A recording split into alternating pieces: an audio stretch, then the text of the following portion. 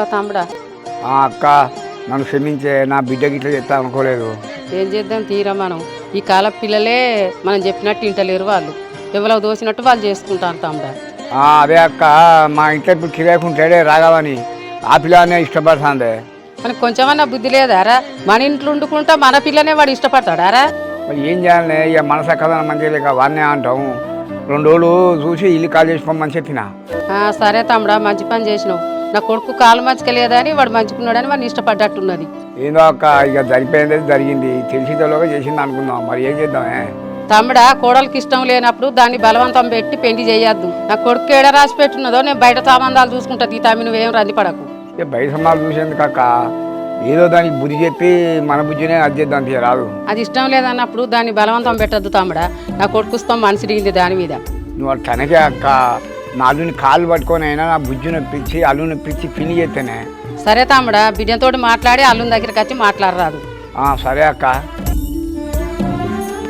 అమ్మా అమ్మా ఏంటి అమ్మా నాతో మాట్లాడతలేవు? ప్లీజే నాతో మాట్లాడవే. ఏం మాట్లాడాల కొడుక నీతోటి? నా పరువు మొత్తం తీసినావు. పరువు తీయడం ఏంది అమ్మా? నేనేం కావాలని చేయలేదమ్మా. జానకే నన్ను ఫస్ట్ ఇష్టపడుతున్నాను చెప్పేసి అన్నది. ఈయన అప్పుడున్న సిచ్యువేషన్ ఏం చేయాలో తెలియక ఓకే చెప్పేసిన అంతే. బిడ్డ, మనం కిరాయికి ఉండడానికి వచ్చినాం. మనం కిరాయికి ఉన్న వాళ్ళు ఇంట్లో అట్లా చేస్తే మంచిదేనా? అదే అమ్మా నేను చెప్తున్నా కదా, అప్పుడు ఏదో ఏం ఆలోచన లేకుండా ఒప్పుకున్నా, తప్పు చేసేసిన. కానీ ఆ తర్వాతనే తెలిసిందమ్మా, ఆ జానకి చాలా అనుమానాలు ఎక్కువ. నన్నైతే ప్రతి విషయంలో అనుమానం పడుతుంది. దాని తర్వాత గొడవలు చాలా ఎక్కువైతున్నాయి. అందుకే తనకు ముఖం మీద చెప్పేసాను, అంటే నాకు ఇష్టం లేదని చెప్పి. అసలు ఈ విషయం మా ఇద్దరి మధ్యలో అయిపోతుంది అనుకున్నామ్మా, ఇంత దూరం వస్తా అనుకోలే. తప్పు అయిపోయింది, సారీ. మాట్లాడే నాతోని ఇవన్నీ ఆలోచిస్తారా బిడ్డ? ఎవరైనా అమ్మాయి సైడే మాట్లాడతాడు. వాళ్ళ నాన్న ఎట్లా మాట్లాడింది నిన్ను? అమ్మా అంకుల్ ప్లేస్ ఉంటే ఎవరైనా అలాగే మాట్లాడతారు కదమ్మా. సరేలే, ఇలాగో ఖాళీ చేసి వెళ్ళిపోమన్నాడు. నేను కూడా వేరే ఇల్లు ఎత్తుకుని మొదలుపెట్టిన. రేపు ఎల్లుండో ఖాళీ చేసి వెళ్ళిపోదు.